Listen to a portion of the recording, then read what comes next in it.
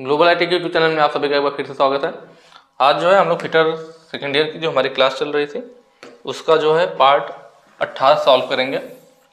जो आप question solve करेंगे इसका आप पीडीएफ डाउनलोड करना चाहते हैं या ऑनलाइन टेस्ट देना चाहते हैं तो उसके लिए आपको इस वेबसाइट पर विजिट करना होगा www.globalit.org।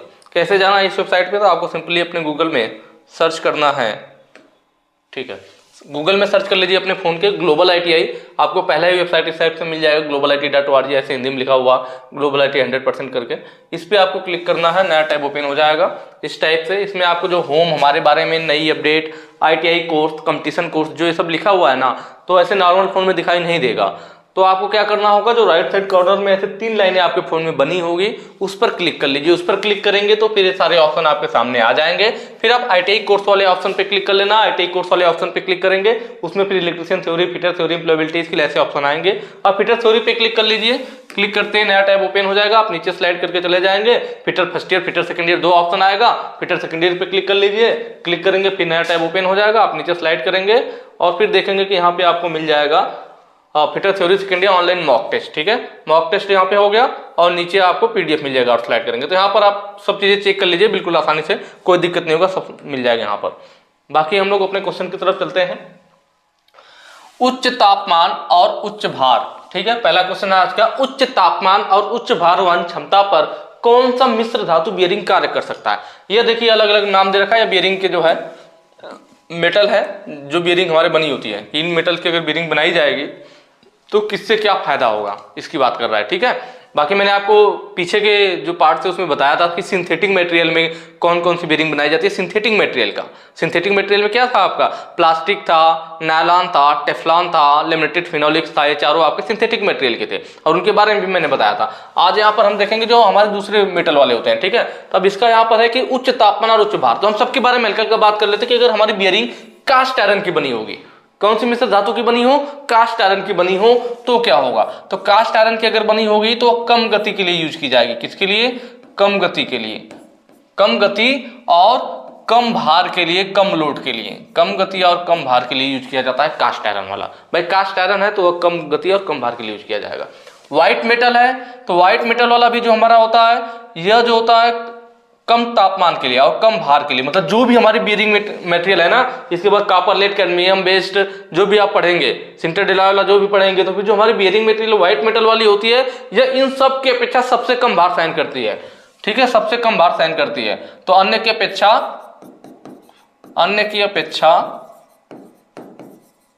कम भार, आई बात समझ में, कम भार के लिए ये भी। और दूसरी चीज, यह अधिक तापमान पर भी काम नहीं कर सकती है, मतलब कम तापमान के लिए होती है। अधिक तापमान जब होता है तो वहां पे अच्छे से काम नहीं कर पाती है, तो यह कम तापमान के लिए भी। तो आप देख रहे होंगे जो व्हाइट मेटल वाली बियरिंग है हमारी, व्हाइट मेटल की बियरिंग होती है, भार भी कम सहन करती है और तापमान भी, ज्यादा टेम्परेचर पे काम भी नहीं कर पाती है। ठीक है, दोनों चीजें है। एक चीज और है इसमें हमें ध्यान देना होगा व्हाइट मेटल वाले में, कि व्हाइट मेटल में ही हमारा बाइबिट मेटल होता है।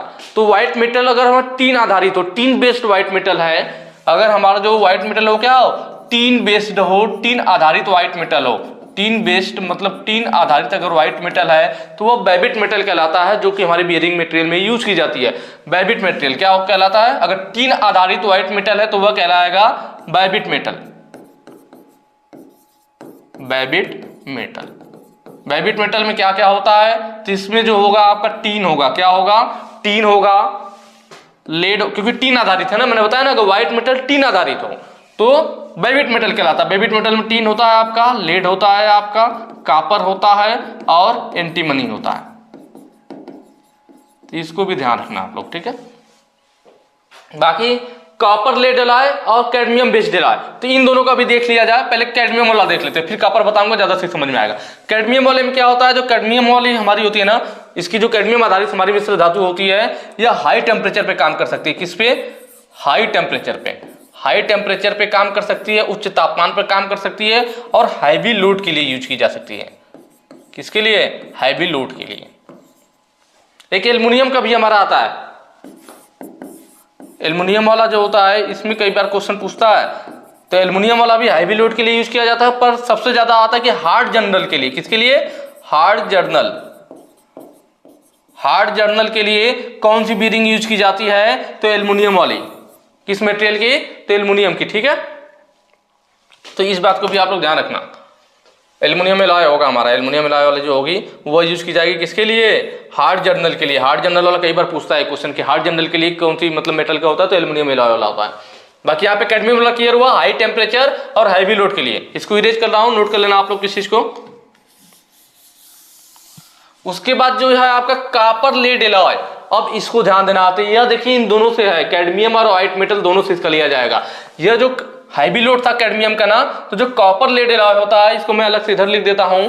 कॉपर लेड एलॉय जो होता है हमारा, वह कैडमियम की अपेक्षा अधिक लोड ले सकता है, कैडमियम से अधिक लोड पर काम कर सकता है, अधिक लोड पर काम कर सकता है।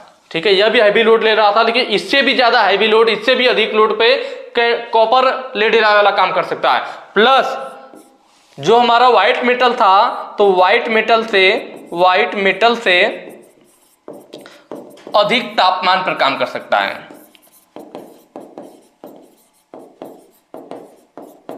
आई बात समझ में?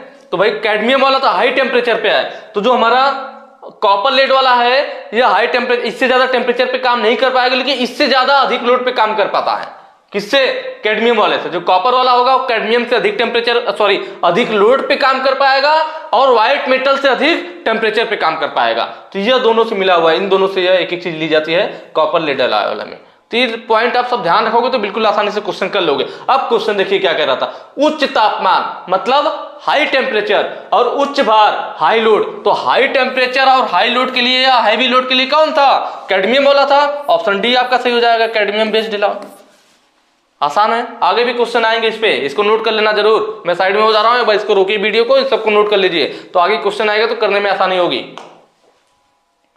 अगला कह रहा है इस धातु की कोटिंग की विधि क्या है। यह फिगर यहाँ पे दिखा रखा है और पूछ रहा है कि जो कोटिंग की जा रही है कौन सी विधि के द्वारा की जा रही है। तो आप लोग जानते होंगे कि ऐसे हम क्या करते हैं भाई, इलेक्ट्रोलाइट इसमें मटेरियल रहता है, लिक्विड होता है, इसमें दोनों साइड हम लोग दो पार्ट्स लटका देते हैं, या जिसकी हमें परत चढ़ानी होती है। मतलब आप क्रोमियम की लटका सकते हो, निकिल की लटका सकते हो, तांबा की, जिसकी भी परत चढ़ानी है, सोना चांदी जिसका भी चाहो। तो ये दोनों साइड जो लटकाया जाता है वह वस्तु होती है जिसकी परत हमें चढ़ानी होती है। तो यह दोनों जो होते हैं जिसकी हमें परत चढ़ानी है, जिसकी परत चढ़ानी है, इसको हम लोग किससे जोड़ते हैं? एनोड से। एनोड से, एनोड का मतलब पॉजिटिव से। आई बात समझ में? और जो बीच में होता है, इन दोनों की बात कर रहा हूं मैं, यह और यह दोनों की बात होगी, ठीक है। और जो यह बीच में है हमारा, यह हमारा पार्ट्स है। क्या है? पार्ट्स है। कौन सा पार्ट्स है? जिस पर परत चढ़ानी है, या जिसकी मतलब आपको सोना चांदी जिसकी भी परत किसी दूसरे वस्तु पर चढ़ानी थी वह था, और बीच में हम जिस पर चढ़ाना चाह रहे हैं, जिस वस्तु पर चढ़ाना चाह रहे हैं, मतलब यह वह पार्ट है जिस पर परत चढ़ाना चाह रहे हैं, जिस पर परत चढ़ाना है, ठीक है। तो इसको कैसे जोड़ते हैं? तो जिस पर परत चढ़ाना होता है उसे कैथोड से जोड़ते हैं। किससे जोड़ते हैं? उसको कैथोड से जोड़ते हैं, मतलब निगेटिव से जोड़ते हैं। आई बात समझ में? और इस प्रोसेस में, इसी प्रोसेस को हम क्या बोलते हैं? इलेक्ट्रोप्लेटिंग बोलते हैं। इलेक्ट्रोप्लेटिंग, ऑप्शन डी आपका सही होगा। और इस प्रोसेस में जो यूज की जाती है वो डीसी सप्लाई यूज की जाती है। कौन सी supply? DC supply. DC supply use की जाएगी हमारी हाई करंट की और लो वोल्टेज की, लो वोल्टेज की। तो ये क्लियर हो गया, हमारा इलेक्ट्रोप्लेटिंग का प्रोसेस हो गया। जो हमारा जॉब जिस पे हमें परत चढ़ानी है, मान लीजिए यह मेटल हो गया बीच में, जिस पे हम परत चढ़ाना चाह रहे थे, तो बीच में मेटल को हमने कैथोड से जोड़ दिया, नेगेटिव से जोड़ दिया। बाकी दोनों जो पार्ट्स हमारे जिसकी परत चढ़ाना चाह रहे हैं, मान लीजिए इस पर हम किसका? निकिल का परत चढ़ाना चाह रहे हैं, तो दोनों साइड हम लोग निकिल की रॉड लटका देंगे और इनको हम एनोड मतलब पॉजिटिव से जोड़ देंगे। अब धीरे धीरे जब इसमें करंट प्रवाहित होगा, हाई करंट और लो वोल्टेज, तो यह जो हमारा निकिल की परत होगा, जो पार्ट होगा, इसके निकिल की परत धीरे धीरे छोड़ करके क्या करेंगे? इस पार्ट पर जो हमने बीच में लटका रखा है, जिसको कैथोड से जोड़ रखा है, इस पर आकर के दोनों तरफ से निकिल की परत इस पर चिपक जाएगी, चढ़ जाएगी, और इसी को बोला जाएगा इलेक्ट्रोप्लेटिंग। ठीक है। क्लैडिंग क्या होता है? तो क्लैडिंग हमने पहले भी पढ़ा है कि किसी एक मेटल पे किसी दूसरी जंगरोधी मेटल का परत चढ़ा देना क्लैडिंग कहलाता है। इसको हमने बताया भी था कि दो रोलर होते हैं, दो रोलर घूम रहे होते हैं, और उनके बीच में से हम क्या करते हैं? उनके बीच में से जो मेन मेटल हो गया हमारा, और इस मेटल पे हमें जिसकी परत चढ़ानी है, जैसे मान लीजिए बीच में स्टील हो गया और स्टील पर एल्युमिनियम की परत चढ़ा दे जंग से सुरक्षा के लिए, तो ऊपर एल्युमिनियम हो गया, दोनों साइड एल्युमिनियम, बीच में स्टील। अब इसको रोलर के बीच में से गुजारेंगे तो यह इस पे से ऐसे चढ़ते हुए चढ़ जाएगा। ठीक है, तो यह होता है क्लैडिंग, मतलब एक धातु की परत पर दूसरी धातु को रोल कर करके, दबा करके, खींच करके चढ़ा देना, जिससे कि उसकी जंग से सुरक्षा की जा सके, तो यह होता है क्लैडिंग।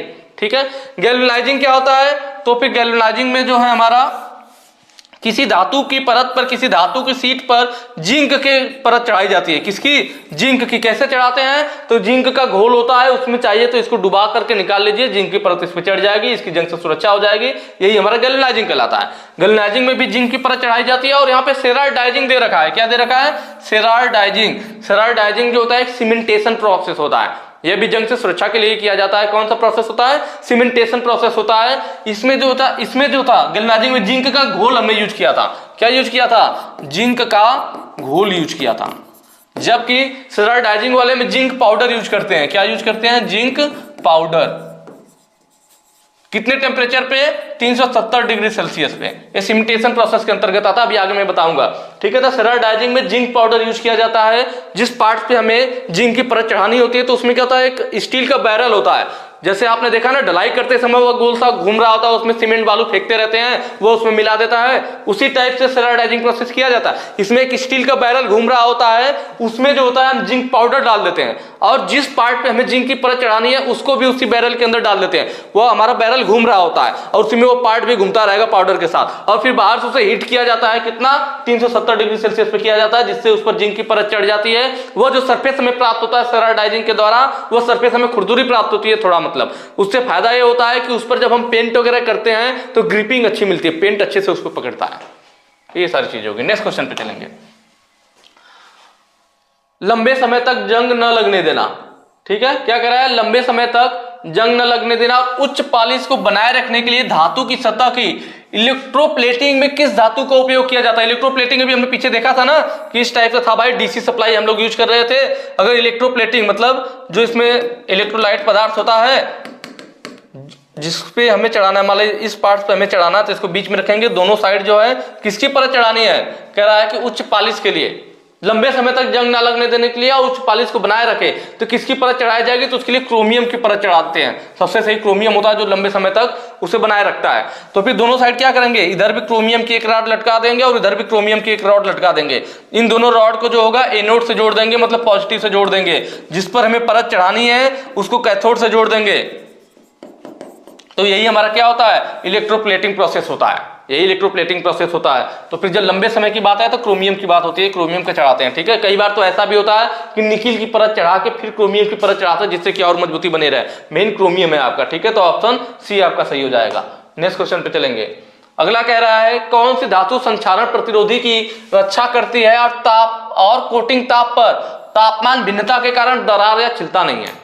मतलब कौन सी इनमें से ऐसी धातु है जो संक्षारण प्रतिरोधी की रक्षा करती है, मतलब जिस पर जल्दी जंग नहीं लगता है। कौन सी ऐसी धातु है कि जिस पर जंग से वह सुरक्षा करती है, जंग से सुरक्षा करती है। और दूसरी चीज कि कोटिंग पर तापमान भिन्नता, अगर टेम्परेचर बदले किसी वजह से उस वस्तु पर विभिन्न टेम्परेचर के संपर्क में वो आए, कभी टेम्परेचर ज्यादा हो कम हो, तब भी उसके जो ऊपर उसकी पेंट कह लीजिए जो है वो पपड़ी के रूप में छोड़े ना, उसमें छिलन ना है, उसमें दरार ना है, वह छोड़े ना, तो वह कौन सा होता है, तो वह होता है आपका जिंक।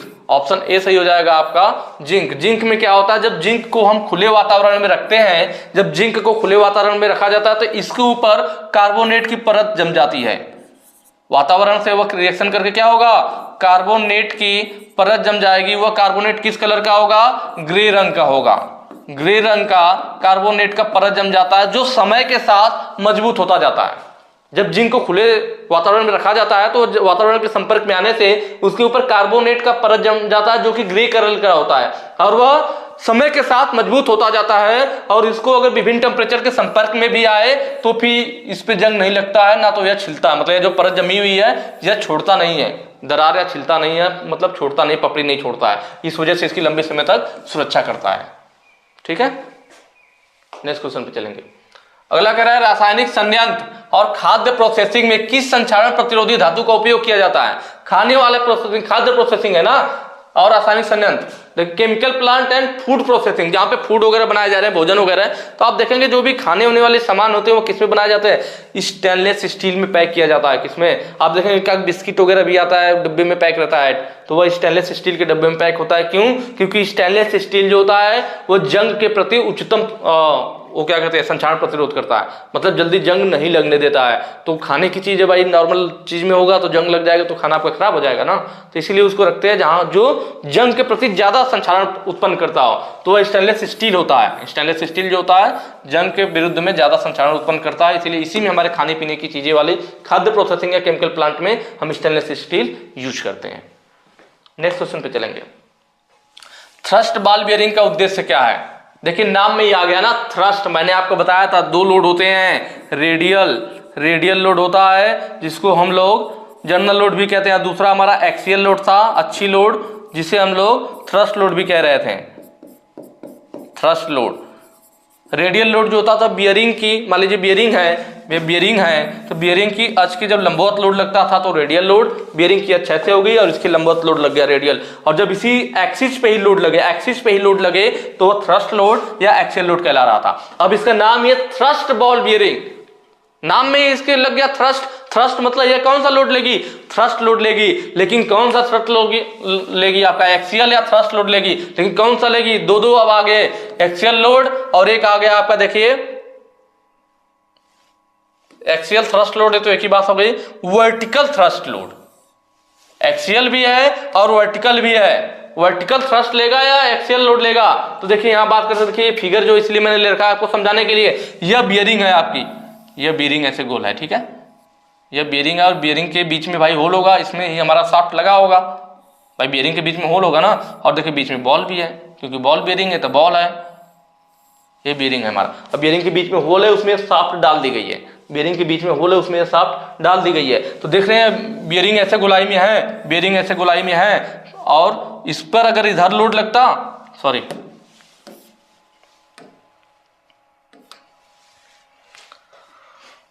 इस पे अगर इधर से लोड लगता तो हमारा रेडियल लोड होता, लेकिन इसके जो होल है उसमें ही शाफ्ट को डाल दिया गया है, तो फिर इसके एक्सियल पे लोड लग रहा है, ठीक है। और ये कैसे है, शाफ्ट देख रहे हो वर्टिकल है, शाफ्ट ऐसे हॉरिजॉन्टल नहीं है। अगर हमारी बियरिंग होती है और शाफ्ट ऐसे हॉरिजॉन्टल में होता तो हमारे नॉर्मल एक्सियल लोड हो जाता, तब वो एक्सियल लोड कहते कि एक्सियल लोड लग रहा है। लेकिन आप देख रहे हैं कि ये जो शाफ्ट है वो वर्टिकल स्थिति में है, शाफ्ट कैसे है, इस बियरिंग के होल में वर्टिकल स्थिति में है, इसीलिए यह थ्रस्ट बियरिंग है आपका, ठीक है। और शाफ्ट इसके वर्टिकल में, मतलब लोड कैसे पड़ रहा है, एक्सिस पे ही पड़ रहा है, लेकिन वर्टिकल में लोड पड़ रहा है, एक्सिस पे ही पड़ रहा है लेकिन वर्टिकल में पड़ रहा है, इसीलिए इसको बोलेंगे वर्टिकल थ्रस्ट लोड। जो हमारे थ्रस्ट बॉल बियरिंग का उद्देश्य क्या है, तो thrust ball bearing vertical thrust load लेने के लिए यूज की जाती है। देख रहे हैं ना, वर्टिकल लोड ले रही है, थ्रस्ट लोड ले रही है लेकिन वर्टिकल में। तो जो थ्रस्ट बॉल बियरिंग होती है, इससे कई बार क्वेश्चन आता है, वो वर्टिकल थ्रस्ट लोड लेने के लिए यूज की जाती है। यह कोई भी रेडियल लोड नहीं लेती, यह भी नोट कर लीजिएगा। यह जो थ्रस्ट बॉल बियरिंग होती है ना, यह कोई भी किसी भी प्रकार का रेडियल लोड नहीं लेती, यह सिर्फ और सिर्फ थ्रस्ट लोड लेती है। वो भी कौन सा थ्रस्ट लोड, वर्टिकल वाला, कोई भी रेडियल लोड नहीं। बात को ध्यान रखिएगा, कई बार उल्टा भी पूछ लेता है कि कौन सी बियरिंग कोई भी रेडियल लोड नहीं लेती, तो यही होगा थ्रस्ट वाला, क्योंकि इसके नाम में ही थ्रस्ट लगा हुआ है। थ्रस्ट या एक्सिस मतलब वो सिर्फ एक्सियल लोड ही लेगी, वो भी एक्सियल में भी सिर्फ वर्टिकल एक्सियल वाला लेगी, ना कि कोई रेडियल लोड। रेडियल लोड बिल्कुल नहीं, बिल्कुल जीरो। नेक्स्ट क्वेश्चन पे चलेंगे। अगला कह रहा है what is the name of bearing. यह फिगर में बियरिंग दिखा रखा है और पूछ रहा है इसका नाम क्या है। ध्यान से देखिए, यहाँ पे बियरिंग बनी हुई पतली पतली लंबी सी है, दिख रहा है ना, इधर भी बना हुआ, और इसमें देख रहे हैं आउटर रेस है, इनर रेस है ही नहीं, ये रोलर है, क्या है, रोलर है, लेकिन इनर रेस नहीं, आउटर रेस तो दिख रहा है, इनर रेस वाला नहीं दिख रहा है। तो ऐसा बियरिंग होता है आपका, ठीक है। कौन सी बियरिंग होती है, नीडल बियरिंग। कौन सी बियरिंग होती है, नीडल बियरिंग। अभी बताता हूं इसका क्या यूज है। ऑप्शन ए है आपका नीडल बियरिंग। इसका यूज वहां किया जाता है जहां ज्यादा शुद्धता की बात होती है, जहां शाफ्ट को ज्यादा शुद्धता में चलना हो। हवाई जहाज वगैरह में, हवाई जहाज में यही बियरिंग यूज की जाती है। हवाई जहाज में मतलब जहां ज्यादा शुद्धता की बात आ जाए, ज्यादा शुद्धता की बात आ जाए, तो वहां पर इसका यूज किया जाता है। निडल बियरिंग कब बोलेंगे, जब इसमें रोलर की लंबाई, अगर रोलर का जो डायामीटर हो, रोलर का डायामीटर कितना हो, रोलर का जो व्यास है वह 2 से 10 mm हो तो उसको नीडल बेयरिंग बोला जाएगा। और दूसरी चीज ये भी ध्यान रखना होगा कि जो रोलर के व्यास है 2 से 10 mm हो, उसके साथ में उसका जो लंबाई है, रोलर की जो लंबाई है वह कितना होना चाहिए, वह जो व्यास है, जो डाया है, व्यास का 5 से 10 गुना होना चाहिए। आई बात समझ में? अगर रोलर की लंबाई मान लीजिए, रोलर की जो व्यास है, ठीक है, जो रोलर का व्यास हो कितना है 2 से 10 का मतलब 5 है, तो वह उससे 5 गुना होना चाहिए, मतलब 50 25 5 25 25 उसका जो होना चाहिए लंबाई होना चाहिए। यह रोलर का व्यास है। अगर रोलर का व्यास 2 से 10 mm है तो वह हमारी नीडल बेयरिंग कहलाएगी। और साथ में ये भी होना चाहिए कि रोलर का व्यास 2 से 10 mm है प्लस रोलर की जो लंबाई है उसके व्यास से 5 से 10 गुना लंबा हो, तब माना जाएगा। ठीक है। एक चीज और, इसका यूज कहाँ करते हैं, तो मैंने जैसा आपको बताया कि जहां पे ज्यादा शुद्धता में चलना हो, ये लोड भी ज्यादा लेती है, और कहां पे जगह कम हो हाउसिंग में। कहने का मतलब है यह हाउसिंग हो गई आपकी, इसमें हमारी रहेगी बियरिंग, आउटर रेस, बीच में हमारे नीडल आ जाएंगे, फिर इनर रेस, और फिर इसमें लगेगी क्या, हमारी शाफ्ट लगेगी।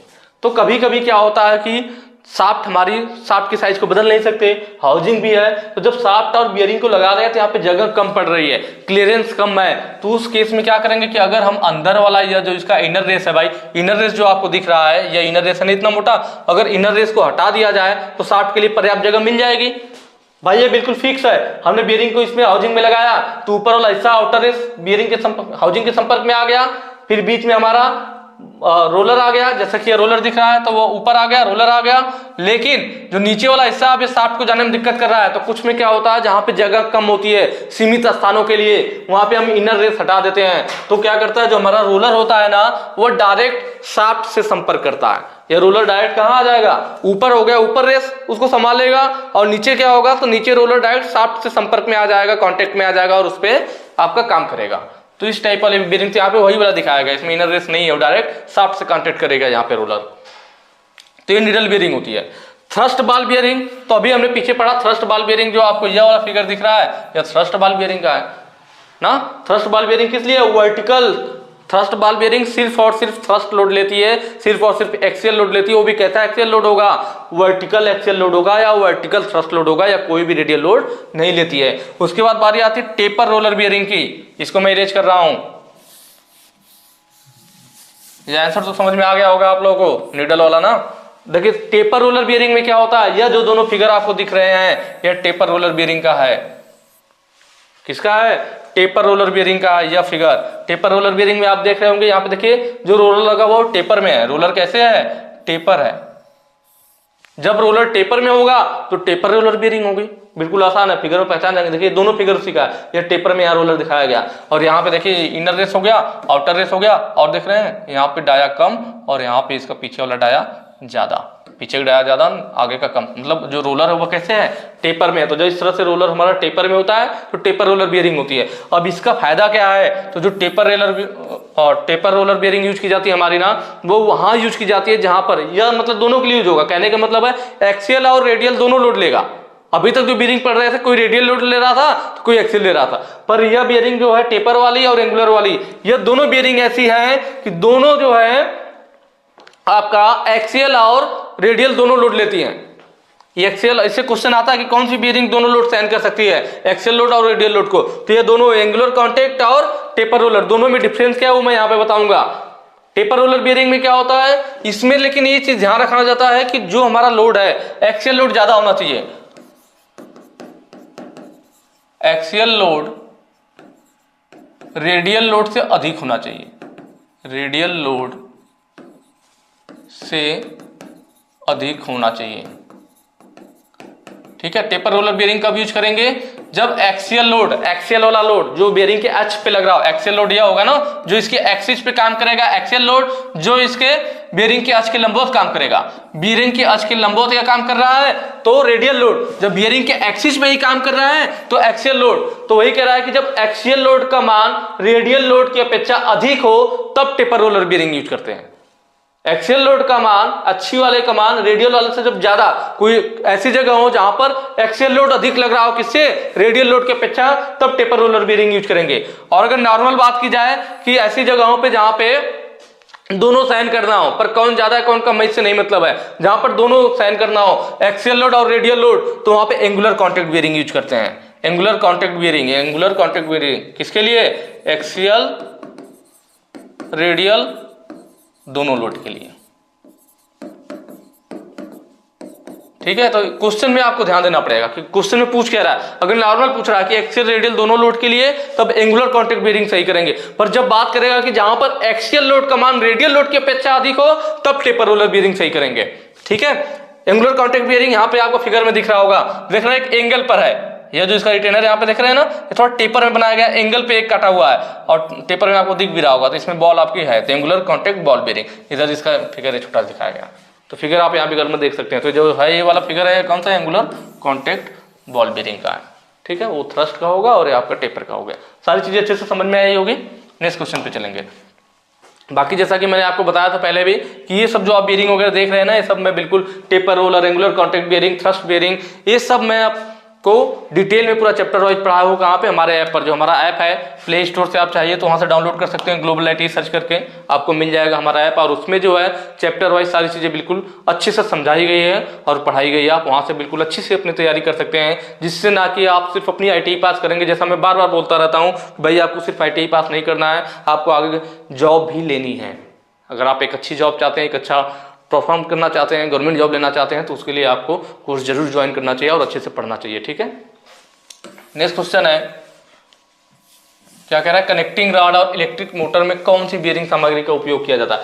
कनेक्टिंग रॉड और इलेक्ट्रिक मोटर, ठीक है, तो कनेक्टिंग रॉड और इलेक्ट्रिक मोटर के लिए हम लोग कॉपर लेड एलॉय वाला यूज करते हैं। ऑप्शन डी आपका सही हो जाएगा, कॉपर लेड एलॉय। आई बात समझ में। कनेक्टिंग रॉड, इलेक्ट्रिक मोटर या टरबाइन के लिए भी, टरबाइन उसके लिए भी यही यूज किया जाता है कॉपर लेड एलॉय में। इसमें क्या था बताया था हमने आपको, जो कॉपर लेड वाला होता है, तो यह जो होता है कैडमियम के अपेक्षा, जो कैडमियम हमारी बेरिंग थी, कैडमियम वाले की अपेक्षा यह क्या था, अधिक लोड पे काम कर सकता था, की अपेक्षा अधिक लोड पर।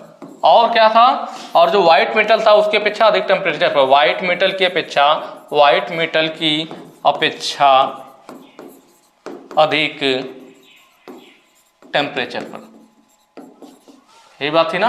बाकी एल्युमिनियम एलॉय देखिए आया ना, एल्युमिनियम एलॉय वाला मैंने बताया था ना, जब क्वेश्चन पूछेगा हार्ड जनरल के लिए कि हार्ड जनरल के लिए कौन सी बेरिंग यूज की जाती है, तो वह होती है एल्युमिनियम एलॉय। सिंटर्ड एलॉय या सेल्फ लुब्रिकेटिंग होती है। देखिए यही क्वेश्चन मैंने आपसे बोला था, इस टाइप से भी क्वेश्चन कभी पूछ लेता कि कौन सी बेरिंग सेल्फ लुब्रिकेटिंग है, ऐसे ही चारों ऑप्शन रहेगा, यही वाला चारों ऑप्शन दे देगा। अब बोलेगा कि कौन सी बेरिंग सेल्फ लुब्रिकेटिंग है, तो मैंने बताया था जो सिंटर्ड एलॉय होती है यह सेल्फ लुब्रिकेटिंग बेरिंग होती है। सेल्फ लुब्रिकेटिंग मतलब अलग से स्नान करने की जरूरत नहीं पड़ती है, सेल्फ लुब्रिकेटिंग होती है। कैसे, मैंने बताया था जो सिंटर्ड एलॉय बेरिंग होती है हमारा, उसको बनाते समय उसमें पोरोसिटी करते हुए स्पंजी टाइप का बनाते हैं, जिससे कि वो अधिक मात्रा में तेल को सोख लेती है और खुद से लुब्रिकेटिंग करती रहती है, इसलिए सिंटर्ड एलॉय को सेल्फ लुब्रिकेटिंग बेरिंग कहते हैं। व्हाइट मेटल, तो टीन आधारित जो व्हाइट मेटल होता है उसको बेबिट मेटल कहते हैं, यह कम टेम्परेचर और कम भार के लिए यूज की जाती है। पीछे मैंने बताया था इसके बारे में।